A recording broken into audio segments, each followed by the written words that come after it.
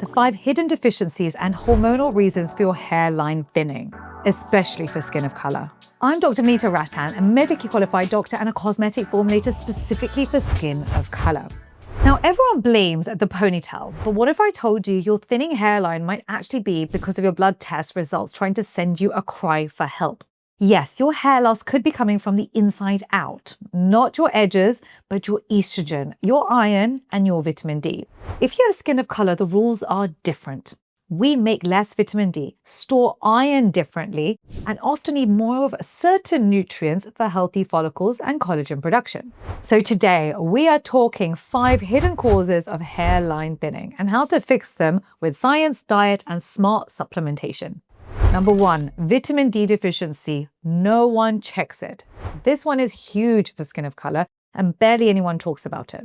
Melanin acts as a natural sunscreen, which is great for anti-aging, but it also means we produce 70 to 90% less vitamin D from the same sun exposure as lighter skin tones. Vitamin D is not just about bones. It's a hormone that affects follicle cycling, immune balance, and inflammation.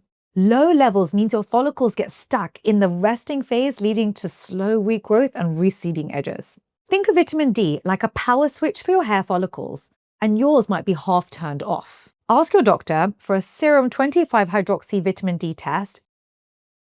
Now you can boost this naturally. 10 to 15 minutes of daily sunlight with your arms or legs exposed. You can also take vitamin D3 supplements. So about 2,000 international units a day is safe for most adults. Or you can use our marine collagen supplement that already includes your vitamin D3. So I've made this for skin of color because vitamin D is something that we really lack. And honestly, vitamin D affects everything, including your happiness levels. So if you are feeling even low, that's something to go and look out for when it comes to your blood tests. Number 2 is iron and ferritin, the hidden hair loss duo. Ladies, listen up. If you have heavy periods, you eat only plant-based, or you're feeling tired all the time, you might have low ferritin. That's your body's iron storage protein. Here's a secret. You can have a normal hemoglobin, so your doctor says you're fine, but still have ferritin levels too low for hair growth. So below 50 micrograms per liter, your follicles can't enter or sustain the growth phase. That's when you see receding temples and a slower regrowth after shedding. So you want to ask your doctor for a ferritin test, not just hemoglobin. The good news is you can boost this naturally. So you want to eat iron-rich foods, things like lentils, spinach, red meat if you're a meat eater, pumpkin seeds, and you can pair this with vitamin C to improve absorption. You want to avoid teas and coffees within 1 hour of iron-rich meals too, because they block absorption. And please, please don't just grab random hair gummies. Check your iron first, or you're just making expensive urine. Next is hormonal shifts. So estrogen, thyroid, and PCOS. This one's sneaky because your hormones can sabotage your hair years before you notice. Estrogen keeps follicles in the growth phase. When it drops, i.e. post-pregnancy or perimenopause, hair density falls, especially around the hairline. Next is thyroid. That's your T3 and T4. This controls metabolism, including your follicle's energy supply.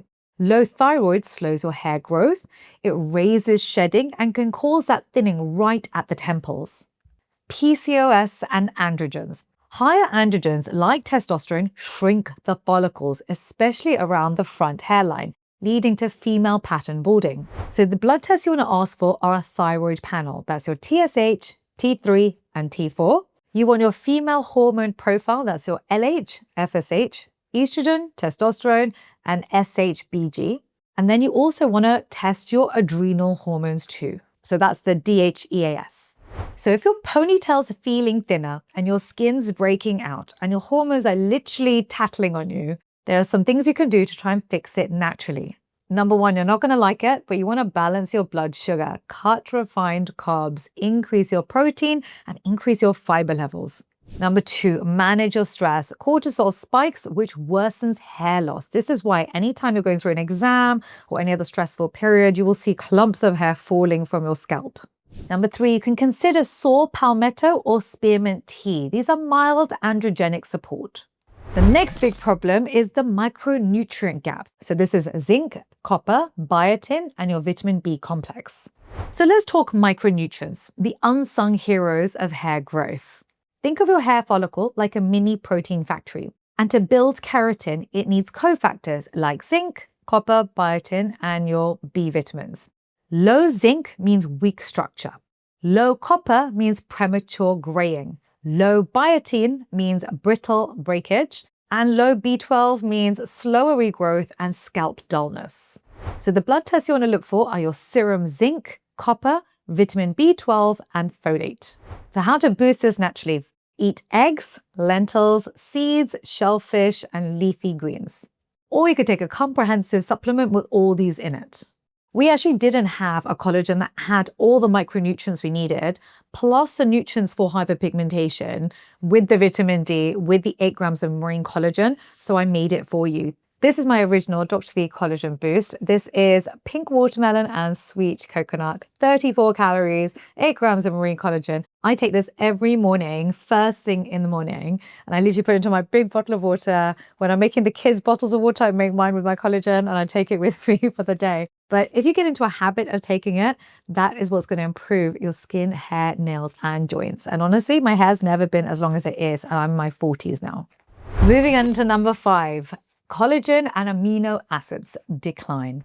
So let's bust the biggest myth, which is, does collagen even work? Now, collagen doesn't work in the way you think it might work. It's not that you drink it and it suddenly goes to your hair and your skin. No, that's not what happens. What happens is it's a protein. You consume the protein, it gets broken down into amino acids. Those are the essential components to remanufacture the collagen. But actually what's happening is you're triggering the fibroblasts, the cells that produce collagen, into thinking, hold on, why are we breaking down so much collagen? We need to now manufacture more. So you trick the fibroblasts into producing more collagen, and the amino acids are there to make it.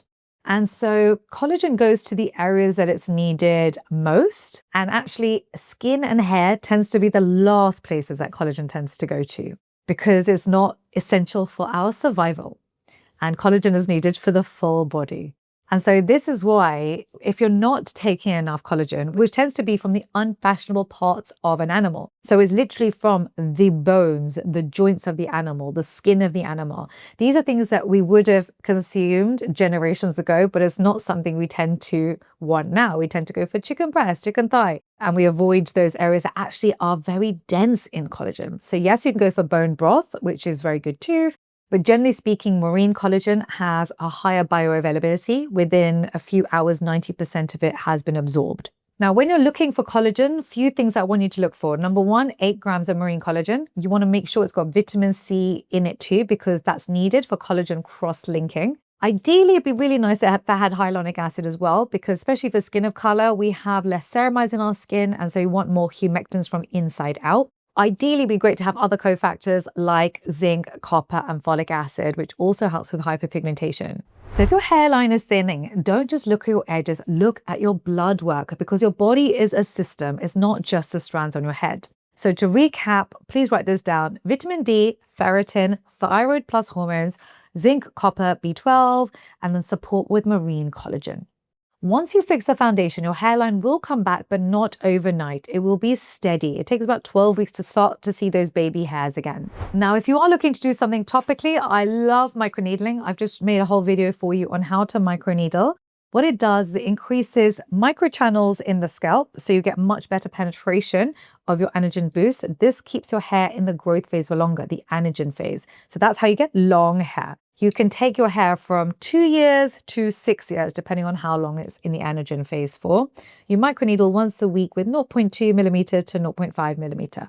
If you've got any questions about microneedling, you can write them down below. I am in the comment section for 1 hour at the launch of every YouTube video. So when you subscribe, make sure you hit that notification bell. You can also come and ask me questions on my Instagram account or on TikTok. I will see you next week. Bye.